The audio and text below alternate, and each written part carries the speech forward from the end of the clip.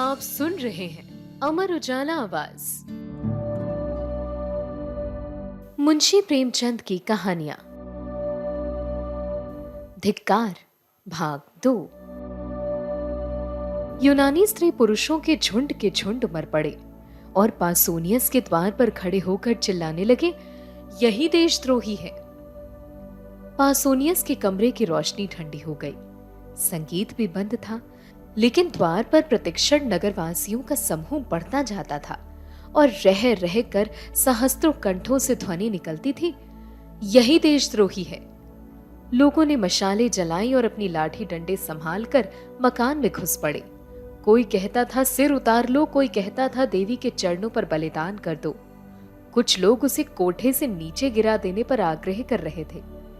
पासोनियस समझ गया कि अब मुसीबत की घड़ी सिर पर आ गई।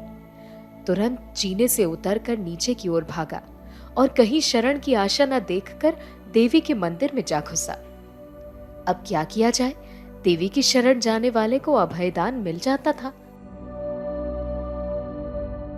परंपरा से यही प्रथा थी। मंदिर में किसी की हत्या करना महापाप था, लेकिन देशद्रोही को इतने सस्ते में कौन छोड़ता। भांति भांति के प्रस्ताव होने लगे। सुअर का हाथ पकड़कर बाहर खींच लो, ऐसे देशद्रोही का वध करने के लिए देवी हमें क्षमा कर देंगी। देवी, आप उसे क्यों नहीं निकल जाती? पत्थरों से मारो, पत्थरों से। आप निकल कर भागेगा। निकलता क्यों नहीं रे कायर?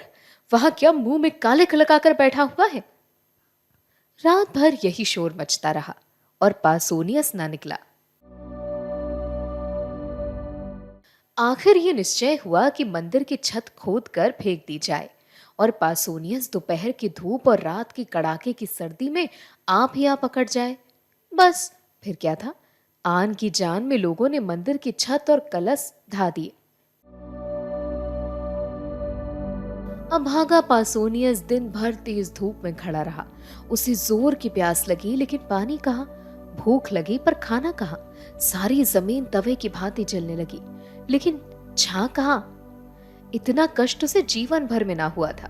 मछली की भांति तड़पता था और चिल्ला चिल्ला कर लोगों को पुकारता था, मगर वहां कोई उसकी पुकार सुनने वाला ना था।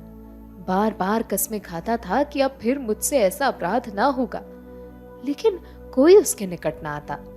बार बार चाहता कि दीवार से टकरा कर प्राण दे दे, लेकिन यह आशा रोक देती थी कि शायद लोगों को मुझ पर दया आ जाए। वो पागलों की तरह जोर जोर से कहने लगा, मुझे मार डालो, एक क्षण में प्राण ले लो, इस भांति जला जला कर ना मारो। ओ हत्यारो, तुमको जरा भी दया नहीं।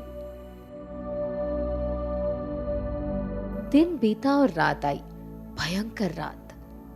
ऊपर तारागण चमक रहे थे, मानो उसकी विपत्ति पर हंस रहे हों। ज्यों ज्यों रात बीतती थी, देवी विकराल रूप धारण करती जाती थी। कभी वो उसकी ओर मुंह खोलकर लपकती, कभी उसे जलती हुई आंखों से देखती। उधर क्षण क्षण सर्दी बढ़ती जाती थी।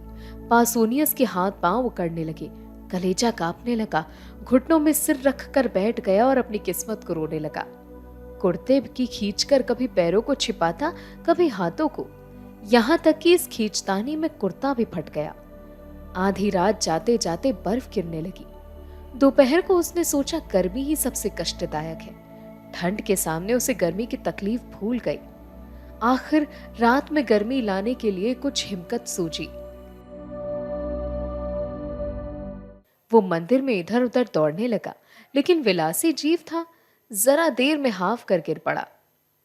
प्रातः काल लोगों ने किवाड़ खोले तो पासोनियस को भूमि पर पड़ा देखा। मालूम होता था उसका शरीर अकड़ गया है। बहुत चीखने चिल्लाने पर उसने आंखें खोली, पर जगह से हिल ना सका। कितनी दयनीय दशा थी, किंतु किसी को उस पर दया न आई। यूनान में देशद्रोह सबसे बड़ा अपराध था और द्रोही के लिए कहीं क्षमा न थी, कहीं दया न थी। एक बोला, अभी मरा है। दूसरा बोला, द्रोहियों को मौत नहीं आती। तीसरा बोला, पड़ा रहने दो, मर जाएगा। चौथा बोला, मक्र किए हुए हैं। पांचवा बोला, अपने किए की सजा पा चुका है, अब छोड़ देना चाहिए। सहसा पासोनियस उठ बैठा और उद्दंड भाव से बोला, कौन कहता है कि इसे छोड़ देना चाहिए? नहीं, मुझे मत छोड़ना, वरना पछताओगे। मैं स्वार्थी हूँ, विषय भोगी हूँ। मुझ पर भूल कर भी विश्वास न करना। आह, मेरे कारण तुम लोगों को क्या क्या झेलना पड़ा। इसे सोचकर मेरा जी चाहता है कि अपनी इंद्रियों को जलाकर भस्म कर दूं। मैं अगर 100 जन्म लेकर इस पाप का प्रायश्चित करूं तो भी मेरा उद्धार न होगा। तुम भूल कर भी मेरा विश्वास न करो। मुझे स्वयं अपने ऊपर विश्वास नहीं। विलास के प्रेमी सत्य का पालन नहीं कर सकता। मैं अब भी आपकी कुछ सेवा कर सकता हूँ। मुझे ऐसे ऐसे गुप्त रहस्य मालूम हैं जिन्हें जानकर आप ईरानियों का संहार कर सकते हैं। लेकिन मुझे अपने ऊपर विश्वास नहीं है और आपसे भी यही कहता हूं कि मुझ पर विश्वास न कीजिए। आजाद को देवी को मैंने सच्चे दिल से वंदना की है और उन्होंने मुझे ऐसे यंत्र बताए हैं जिनसे हम शत्रुओं को परास्त कर सकते हैं। ईरानियों को बढ़ते हुए दल को आज भी आन और आन में उड़ा सकते हैं। लेकिन मुझे अपने ऊपर विश्वास नहीं। मैं यहां से बाहर निकलकर इन बातों को भूल जाऊंगा। बहुत संशय है कि फिर ईरानियों की गुप्त सहायता करने लगूं, इसीलिए मुझ पर विश्वास न कीजिए। एक यूनानी बोला, देखो देखो क्या कहता है। दूसरा बोला, सच्चा आदमी मालूम होता है। तीसरा बोला, अपने अपराधों को आप स्वीकार कर रहा है। चौथा बोला, उसे क्षमा कर देना चाहिए और ये सब बातें पूछ लेनी चाहिए। पांचवा बोला, देखो ये नहीं कहता कि मुझे छोड़ दो, हमको बार बार याद दिलाता जाता है कि मुझ पर विश्वास न करो। छठा बोला, रात भर के कष्ट ने होश ठंडे कर दिए, अब आंखें खुली हैं। पासोनियस बोला, क्या तुम लोग मुझे छोड़ने की बातचीत कर रहे हो? मैं फिर कहता हूं, मैं विश्वास के योग्य नहीं हूं। मैं द्रोही हूं। मुझे ईरानियों के बहुत से भेद मालूम है। एक बार उनकी सेना में पहुंच जाऊं तो उनका मित्र बनकर सर्वनाश कर दूं, पर मुझे अपने ऊपर विश्वास नहीं। एक यूनानी बोला, धोखेबाज इतनी सच्ची बात नहीं कह सकता। दूसरा बोला, पहले स्वार्थार्थ हो गया था, अब आंखें खुली हैं। तीसरा बोला, देशद्रोही से भी अपने मतलब की बातें मालूम कर लेना कोई हानि नहीं है। अगर वो अपने वचन पूरे करे तो हमें इसे छोड़ देना चाहिए। चौथा बोला, देवी की प्रेरणा से इसकी काया पलट हुई है। पांचवा बोला, पापियों में भी आत्मा का प्रकाश रहता है और कष्ट पाकर जागृत हो जाता है। ये समझने की जिसने एक बार पाप किया वो फिर कभी पुण्य नहीं कर सकता। मान चरित्र के एक प्रधान तत्व का अपवाद करना है। छठा बोला, हम इसको यहां से गाते बजाते ले चलेंगे। जनसमूह को चकमा देना कितना आसान है। जनसत्तावाद का सबसे निर्बल अंग यही है। जनता तो नेक और बद की तमीज नहीं रखती। उस पर धूर्तों रंगसियारों का जादू आसानी से चल जाता है। अभी एक दिन पहले जिस पासूनियस की गर्दन पर तलवार चलाई जा रही थी, उसी को जुलूस के साथ मंदिर से निकालने की तैयारियां होने लगी, क्योंकि वो धूर्त था और जानता था कि जनता की कील क्यों कर घुमाई जा सकती है। एक स्त्री बोली, गाने बजाने वालों को बुलाओ, पासूनियस शरीफ है। दूसरी बोली, हाँ हाँ, पहले चलकर उससे क्षमा मांगो, हमने उसके साथ जरूरत से ज्यादा सख्ती कर दी।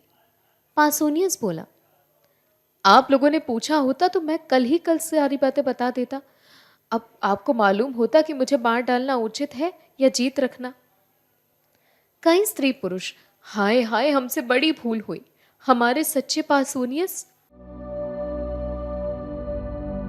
सहसा एक वृद्धा स्त्री किसी तरफ से दौड़ती हुई आई और मंदिर के सबसे ऊंचे जीने पर खड़ी होकर बोली, तुम लोगों को क्या हो गया है? यूनान के बेटे आज इतने ज्ञान शून्य हो गए कि झूठे और सच्चे में विवेक नहीं कर सकते। तुम पासूनियस पर विश्वास करते हो, जिस पासूनियस ने सैकड़ों स्त्रियों और बालकों को अनाथ कर दिया, सैकड़ों घरों में कोई दिया जलाने वाला ना छोड़ा, हमारे देवताओं का, हमारे पुरुषों का घोर अपमान किया, उसकी 2-4 चिकनी चुपड़ी बातों पर इतना फूल उठते हो। याद रखो, अब की पासूनियस बाहर निकला तो फिर तुम्हारी कुशल रही। यूनान भर ईरान का राज्य होगा और यूनानी ललनाएं ईरानियों की कुदृष्टि का शिकार हो जाएंगी। देवी की आज्ञा है कि पासूनियस फिर बाहर न निकलने पाए। अगर तुम्हें अपना देश प्यारा है, अपनी माताओं और बहनों की आबरू प्यारी है, तो मंदिर के द्वार को चिन्ह दो।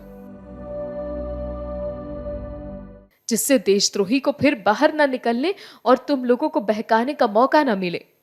ये देखो, पहला पत्थर मैं अपने हाथों से रखती हूं। लोगों ने विस्मित होकर देखा। ये मंदिर की पुजारन और पासोमियस की माता थी।